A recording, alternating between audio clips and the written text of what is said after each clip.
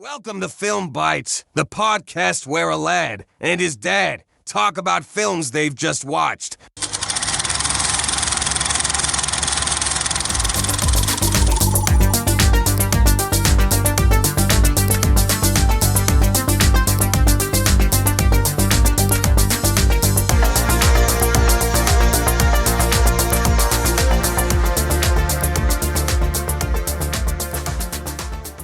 The Barbie movie. Indeed. Wow. That was quite an experience.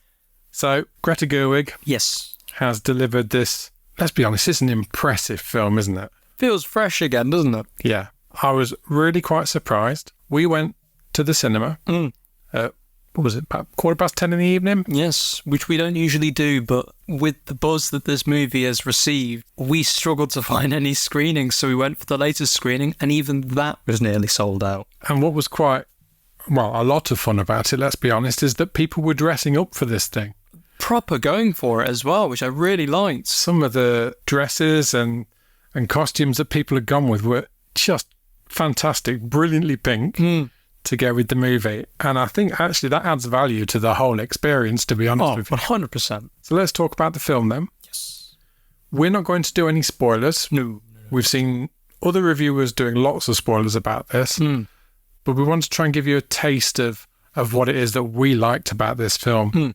Right from the opening, this film does come across as being incredibly self-aware. Oh, yes. We've got the Mattel logo.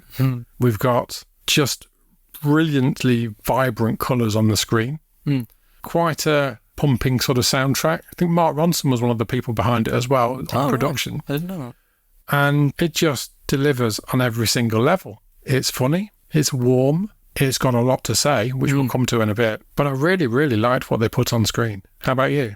I feel completely the same. I think from the get-go, when you already have an understanding of where this is going, it was very self-aware at the very beginning, and it stays that way throughout the entire movie. I liked the way that the film introduced Barbie to us in Barbie World. Yes, Barbie Land. Barbie Land, sorry. That's me again. Yeah. And you've got the way it introduces all the other Barbies into the mix, and the other Kens into the mix. I think we can confidently say that going into it, it was like, oh, okay, we're doing this. I thought for a minute, what have we done? Yeah. What have we done? It felt, I think the word would be bombastic at points about itself. It was very vibrant. It was very childish. And it was very silly. But it was the right level of silly, I thought. There was a lot to it that actually felt very playful and very fun. A lot of it did make me laugh. And I actually did think to myself, have we gone into this with the wrong mindset? Have we kind of fallen for something? But no. It shows you these diverse range of Barbies with, Margot Robbie basically playing the stereotypical Barbie. And then you've also got the other Barbies, some discontinued, which was a nice reference, and some that still play a key role to this day. With the Kens as well, that was very funny. I was impressed with quite a few of the set designs as well at the very beginning with Barbie Land. I just think that it didn't have to use too much CG, which was very good.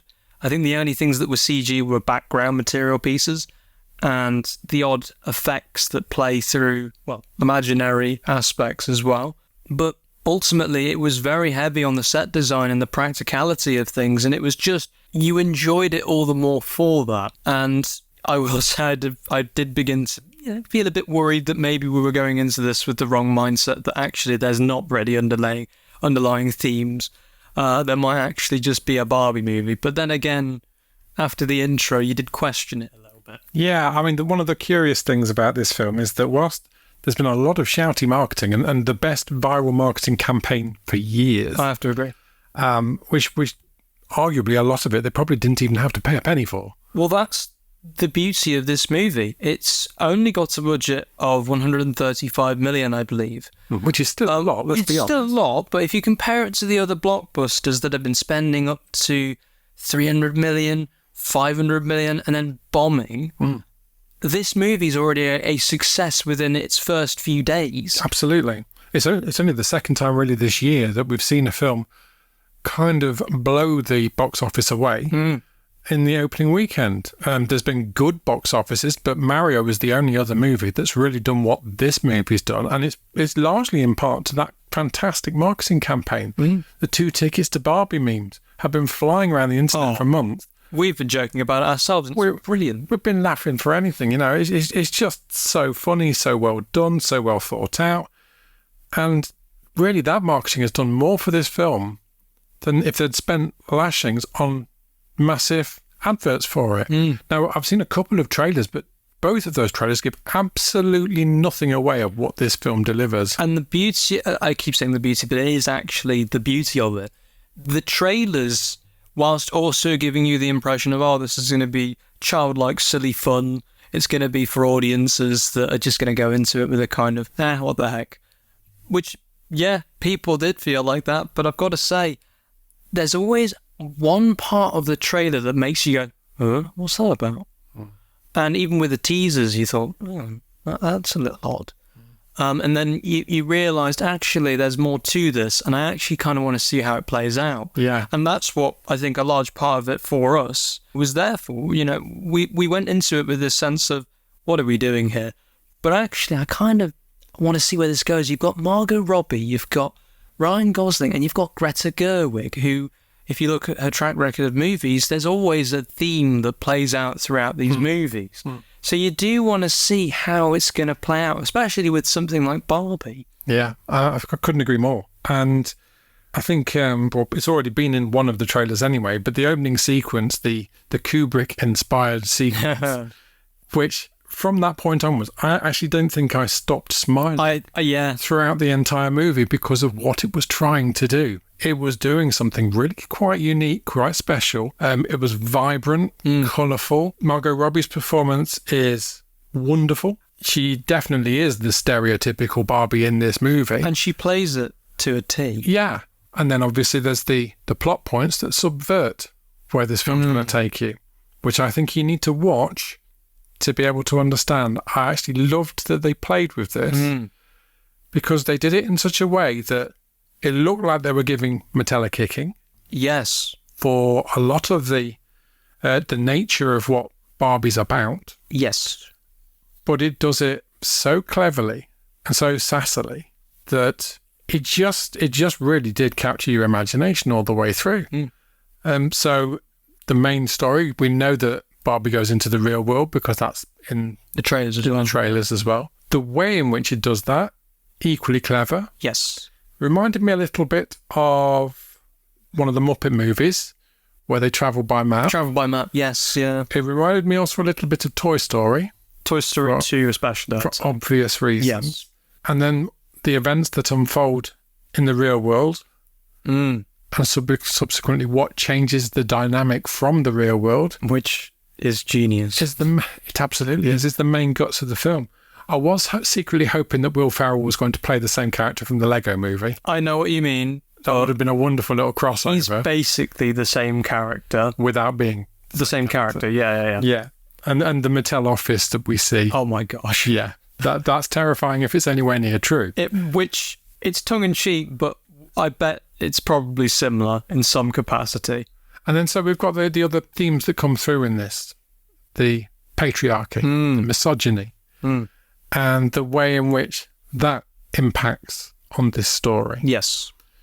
And I don't want to go into too much detail on that because a large chunk of this film goes that way. The only thing that I would say with regards to it is that whilst there's a lot of fantastic dialogue in this movie, delivered by all sorts of cast members, including Helen Mirren, who seals the scene as the narrator every time that she's on. She isn't even on screen, but she's still a screen stealer, if that makes sense. And another fantastic turn, very brief, from Rhea Perlman. Yes. Her voice is iconic anyway, but I just think that was a scene-stealing moment as well. But I thought that some of the dialogue, which I'm not, if I was a 12-year-old girl with some of the vocabulary that's in this movie... Yeah, there is a strong bit of dialect. Oh boy, for that matter. I think there's a lot of terminology in here and references that maybe you would have to go and research for yourself after the film has finished. It might go over your head. Yeah. Not to say that it detracts totally from the story because you know what they're getting at. But there was just some quite strong expressions in this film. I will say, though, I think, how old was I when I saw Guardians of the Galaxy back in 2014? Worked out, mate. You were born in 2003. Well, I know, but my point is that some of the dialogue there went over my head, but that didn't really matter. Yeah. Because it was just the material that was being shown. And sometimes a lot of what was shown in the movie worked more than the dialogue, which I'm not saying that's a critique of the dialogue whatsoever. I'm just saying that it works for both sides. The people that understand the dialogue and meanings and the emphasis on them, they can understand that, whilst younger audiences, whilst probably sitting back and thinking, they can then still understand from the emotions, the visceralness of everything that's going off behind scenes, and even down to the details of background material and even how it's going about itself. That I think people will understand things. With Guardians, there's certain things that I didn't remember were going back to. I was like, oh, actually, there's a lot of depth to this, but I didn't really notice it. But you could say that about any movie, really, I think. And I think with this one, it does it very well. It's very thought-provoking. There's obviously, I mean, the dialogue, I think, is great in this film. It's very well written, it's very well put together, and it's delivered by a bunch of actors that clearly loved what they were doing. Oh, you can tell that everyone, even people behind the scenes, were having fun. The main two we know, Margot Robbie, Ryan Gosling, great. Delivered every single bit. But the supporting cast around them, Simu Liu, oh my gosh. he is amazing in this film. Excellent. And there's a whole beach joke that just had the whole cinema in chuckles, honestly. I've got to say, he steals every scene he's in in this film. There's a couple of other actors, like Ncuti Gatwa. Ncuti Gatwa, whilst not a huge presence, he definitely makes himself present. He's definitely one of the biggest smiles on screen. Oh, wow. He's brilliant. I found it very entertaining. What fascinates me about this film is some of the reaction that's come out since. Yes. And if you don't have anything about you, I mean, I've seen it with, they're classified as conservatives in the US. Maybe. Just don't understand why you would think that this film is harmful in any way, shape or form. It really isn't. It's a feminist movie in many ways. Oh, yeah. It's got a strong, positive message for young girls, especially young girls going through things. Oh, yeah.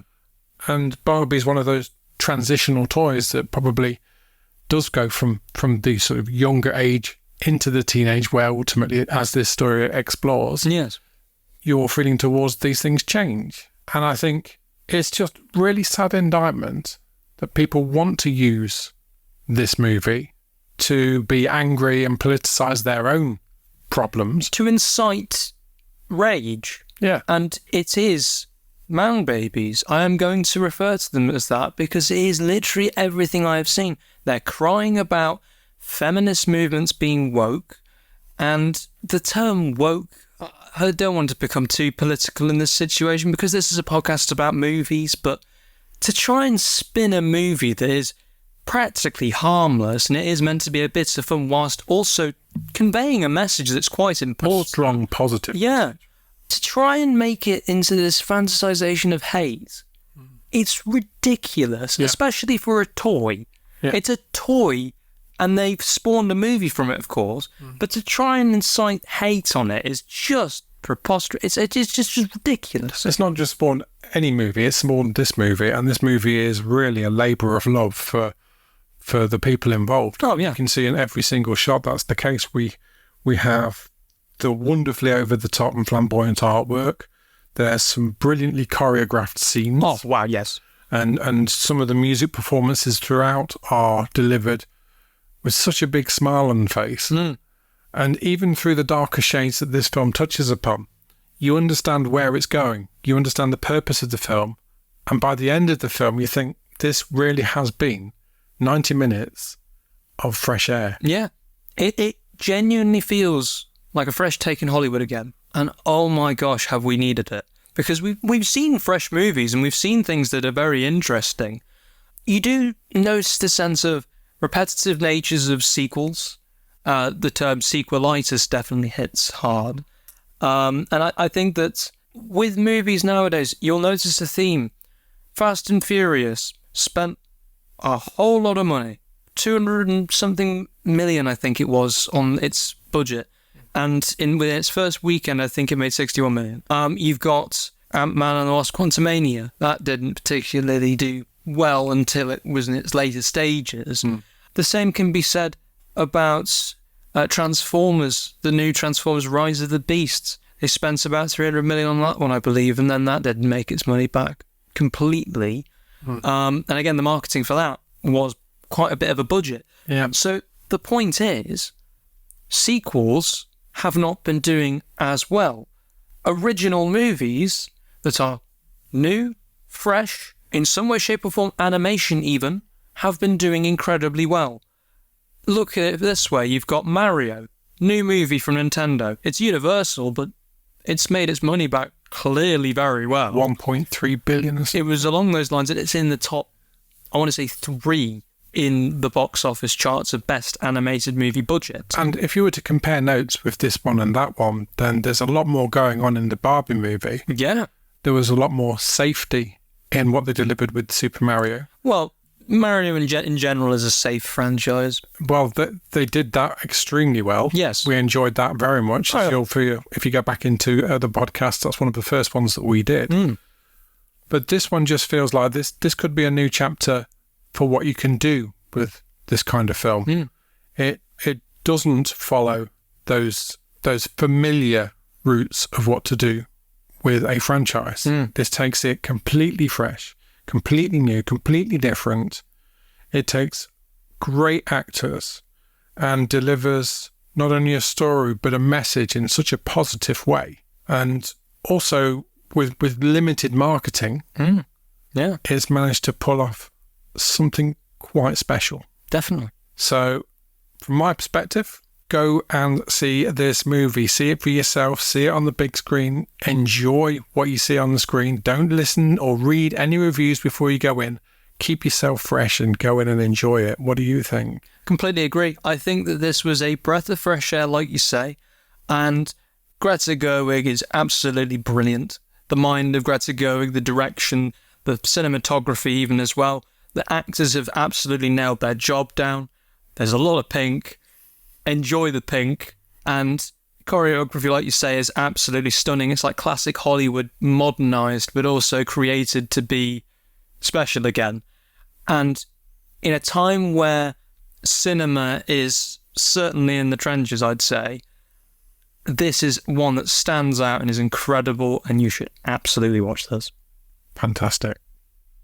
If you've enjoyed our podcast, please consider liking and subscribing for future episodes. Smash the like notification bell if you're on YouTube. Your support means the world to us. Please help us spread the word to grow the podcast. Until we meet again, Film Biters, we'll be watching. Will you?